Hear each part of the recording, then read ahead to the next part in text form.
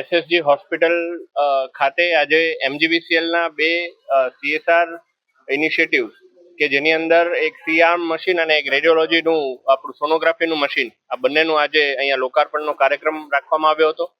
જે પ્રકારે દર વર્ષે જે આપણું સીએસઆર ઇનિશિયેટિવ અને એના અંતર્ગત જે સીએસઆર સમિટ યોજાઈ રહી છે તે અંતર્ગત જ્યારે માનનીય તેજસભાઈ પટેલ કે જેઓ પોતે એમજીવીસીએલના એ સમયે એમડી હતા, એમને અમે રિક્વેસ્ટ કરી હતી કે આ પ્રકારે અમારે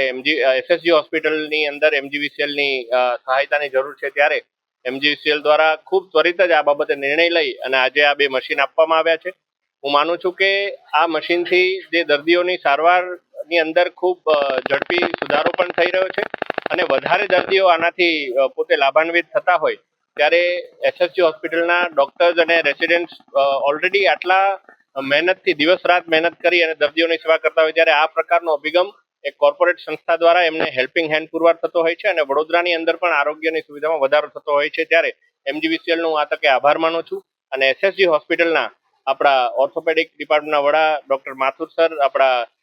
ડેપ્યુટી સુપ્રિન્ટેન્ડન્ટ અને તમામ સ્ટાફને પણ હું અભિનંદન પાઠવું છું. સૌથી મહત્વની વાત એક તો આપણા માટે કાર્ડિયાકનું આખું એક સુવિધા એ આપણા સરકાર દ્વારા એ અપ્રૂવ થઈ છે ને એ અત્યારે નિર્માણાધીન છે, ત્યારે હું માનું છું કે એસએસજી હોસ્પિટલની અંદર પણ ના માત્ર કાર્ડિયાક પરંતુ ઘણી બધી એવી જગ્યાઓ છે કે જ્યાં ઓન્કોલોજી હોય કે ન્યુરો સર્જરી હોય, આ તમામ જગ્યા પર પણ આપણે ઘણા બધા સુધારાઓ કરવાના છે અને આના માટેની ગુજરાત સરકારને અમારા દ્વારા રજૂઆત પણ કરાઈ છે. હું વિશેષ એસએસજી હોસ્પિટલના ડોક્ટરોને એ બાબતે અભિનંદન આજે આપવા આવ્યો છું કે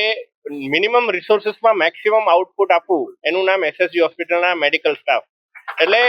ગમે તેવા રિસોર્સિસ હોય તો પણ તેઓ તો કરી જ રહ્યા છે, પરંતુ અમારી પણ જવાબદારીપૂર્વક અમે રજૂઆત કરતા આવ્યા છે અને કરતા પણ રહીશું. અને આવનારા દિવસોની અંદર પછી એ સ્ટાફની અછત હોય કે મેડિકલ ઇક્વિપમેન્ટ્સની અછત હોય, સરકાર પાસેથી જેટલી ગ્રાન્ટ આવે એના પર નિર્ભર ના રહીને સીએસઆર હેઠળ પણ અમારા ઇનિશિયેટિવ દ્વારા અમે પ્રયાસ